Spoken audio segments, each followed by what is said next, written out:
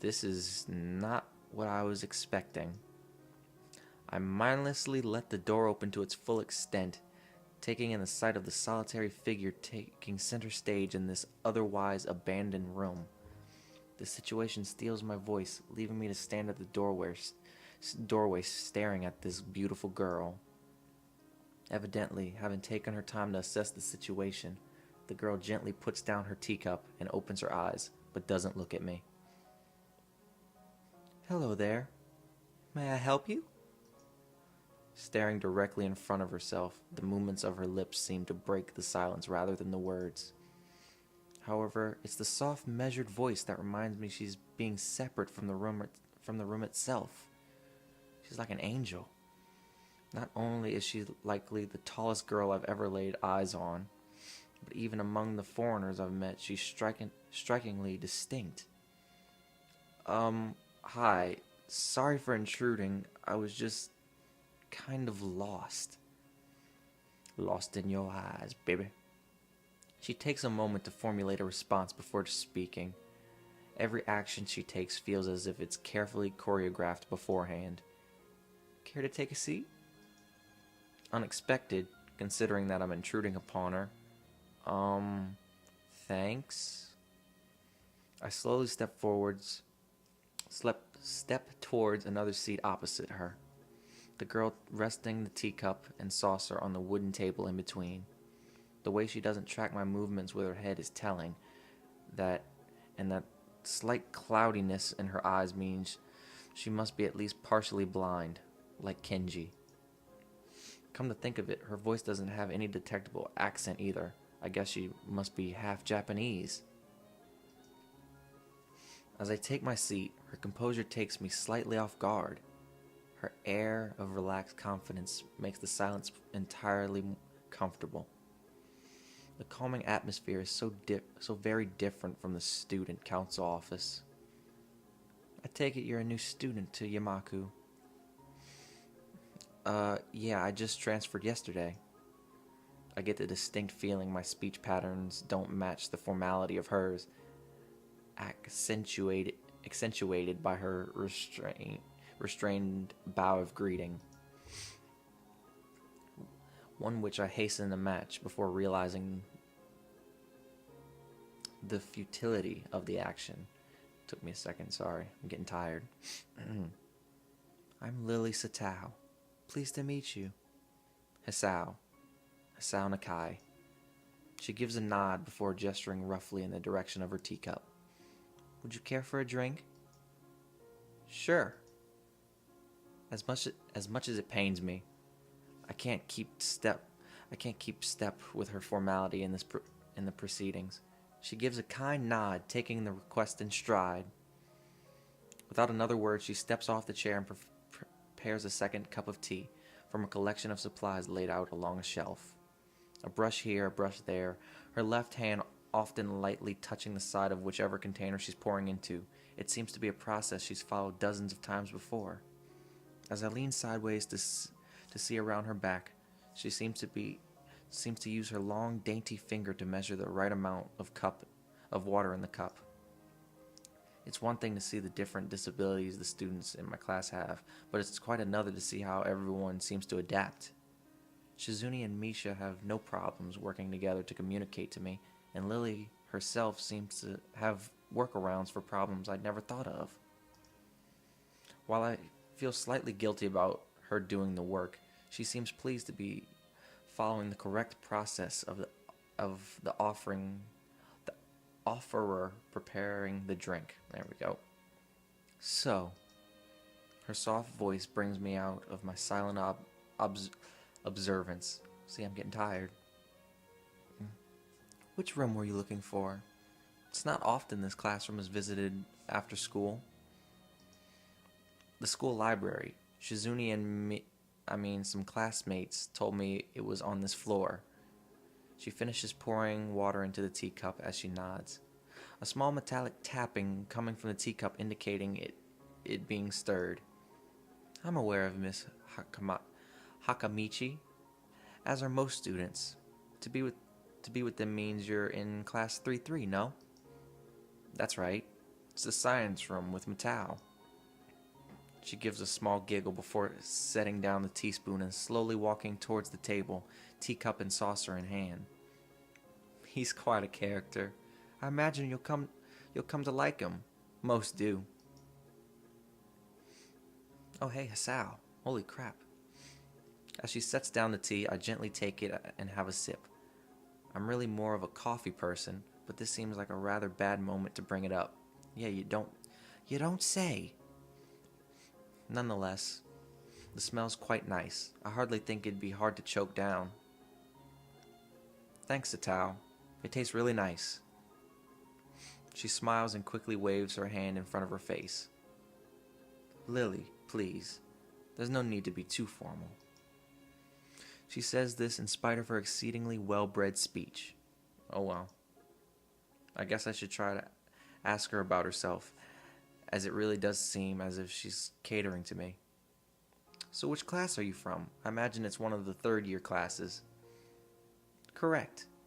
I'm in class 3-2, which is on the third floor, same as yours. It's taught by Miyagi. Oh my God, you're taught by Mr. Miyagi. And it's specifically for both blind and partially blind students. I see. If y'all didn't catch the pun, well, I did. I see. I mean, yep, there he goes. I feel like slapping myself for that faux pas. Looking at her face, though, she doesn't seem in the least bit put off by it. I was. My, there's no need to change your speech on my account. Sure, sorry. I guess I'm really showing my newness here. An environment like this would be a big change, so I can't fault you for it. While the same can't be said for everyone, many have come to terms with their conditions. A category which would include her, it seems, all too ready to jump ship from this particular topic. I've never seen that word before. Seg? Into another. Segue. I get it. Segue. Do you come here to drink often? It's a really nice place. Thinking on it, this might be her version of the place behind school that I like to have lunch at. I come here fairly often during lunch times. My duties as class representative don't leave enough time for an official club. So a friend and I use this room for having tea. Class representative, huh? Compared to Shizune, her mannerisms seem to be almost completely opposite. While Shizune's blunt and fiercely driven, Lily seems relaxed and calm, almost aloof. I like that word. Come to think of it, she might be useful for a less biased view of the school's clubs. What kind of clubs are there to join?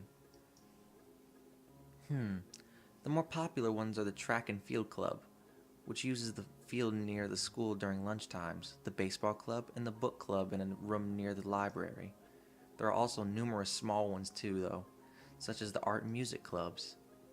At a time when I'm just wanting to get on my feet, rushing into a club right away seems slightly unappealing. I wonder if this school shares the same rule as my old one. Is it compulsory to join a club? It isn't, though it is encouraged. Ah, good. That's a relief. I really let down my guard around this girl to let such a thing slip out. The fact seems to slightly amuse her. Not wanting my tea to get cold, I finally start drinking it as Lily does the same. As I look over to the window over her shoulder, I notice the light coming into the room has a distinctly orange tint. Even here, time doesn't stand still. The time's gone quickly. Sorry?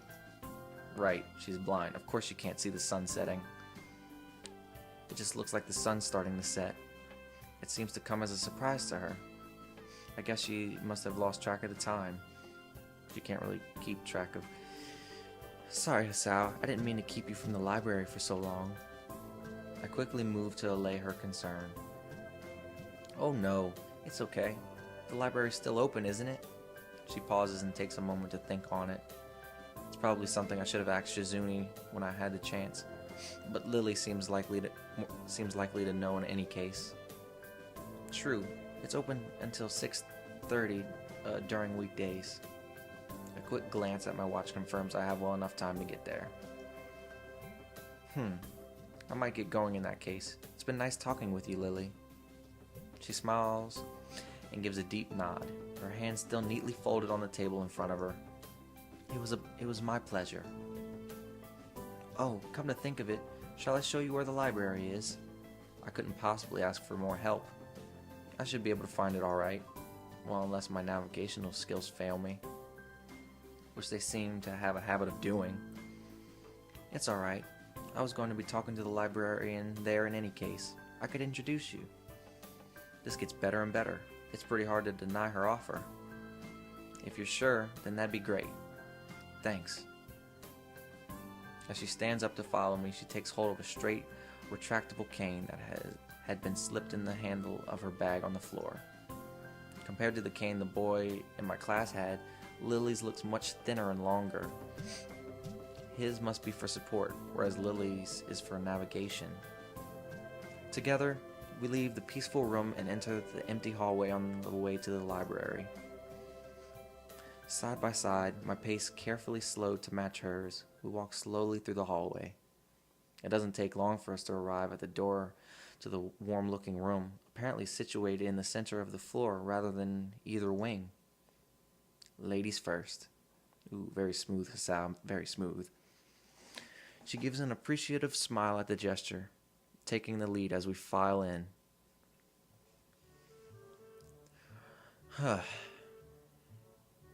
All right. Well, everyone, we're at the library now with Lily. I think we're going to go ahead and end it for right now. Again, like I said at the beginning of my session, I apologize for any lack of charisma and if it is a little quiet because I do not live by myself and my parents are trying to sleep, so I try to keep it a little quiet. But I assure you, hopefully my next recording session, I'll be a little bit more charismatic and the voices will differ a little bit more than they do now. But anyway, this has been the first session of Katawa Shoujo. I hope you guys enjoyed. This is Cryo Killer, and I'll see you guys later.